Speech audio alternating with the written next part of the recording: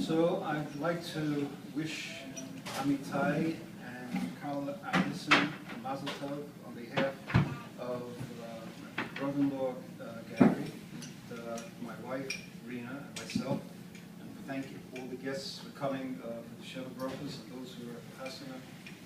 We want to thank them for coming. And I'd like to say a few words about the concept of marriage. There's so much to talk about. I looked up a few things and chose a few concepts, and hopefully it won't be too long. The Torah states about when it was time to build the Mishkan in the desert after the Jews left Egypt. And it says a very strange wording. It says, "V'shachanti b'socho," that Hashem said, build the Mishkan so I can dwell amongst him, meaning the Jewish people. God is always with us, and God is always dwelling amongst us. And it uses an improper grammar. It uses the singular. It should have said that it was "V'shachanti b'socham," that I should dwell amongst them. Why is this strange usage of the singular when the proper usage should be the plural? And another point, it mentions that when Hashem created Chava, the woman, it says, "Vayikach echad mitzal osav," that he took a rib from Adam and he created Eve, and from the side or the rib of Adam.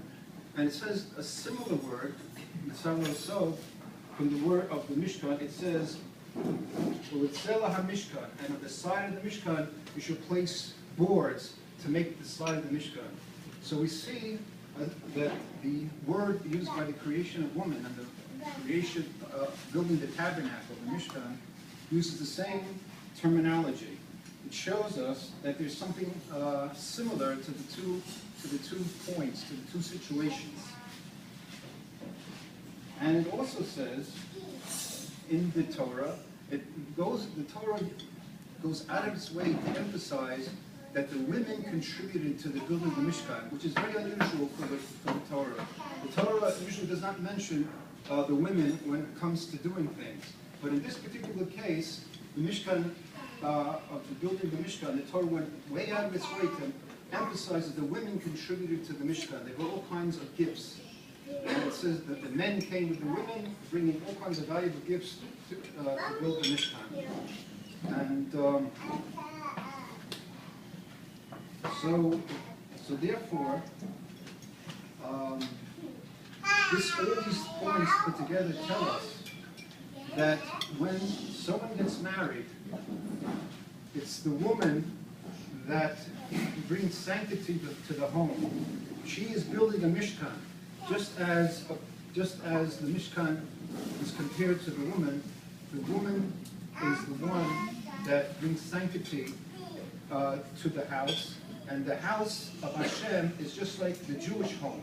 They're both the same, and it brings and the marriage brings sanctity to their home, and then the divine presence, the Shekhinah, rests in their home to bring all the blessings and all the joy and all the benefits that come with the divine presence resting in their home. And the question is, it says in the Talmud and the Mishnah actually, that one of the big mitzvahs of doing chesed is to make the sameach, the chassan, and kala.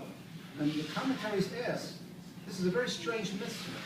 Usually, most mitzvahs, you take a depressed person, someone is very unhappy, someone is down and out, unfortunate, and we're supposed to help him out. But the chassan and kala are already happy. What kind of mitzvah is that? I mean, to make them happy, they're happy as it is. So what's the mitzvah to make them happy?